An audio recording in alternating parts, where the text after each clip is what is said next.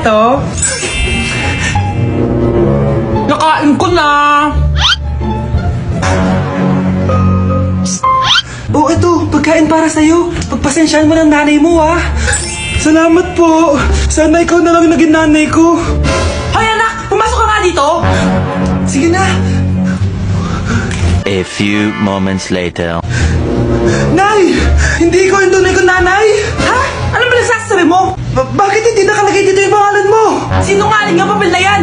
Alam mo ka ako yung tunay mong nanay. Itapon mo na nga yan. Sabihin mo na sa kanya yung totoo. Anong totoo? Na ako, ang tunay mong nanay!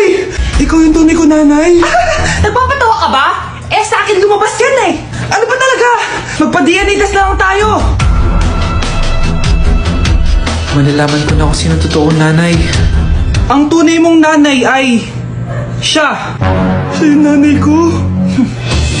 Hindi pwede to! Ayoko! O di ba? Tama ako. Ikaw na lang nanay ko! Ampunin mo na ako! Huwag ka na makulit.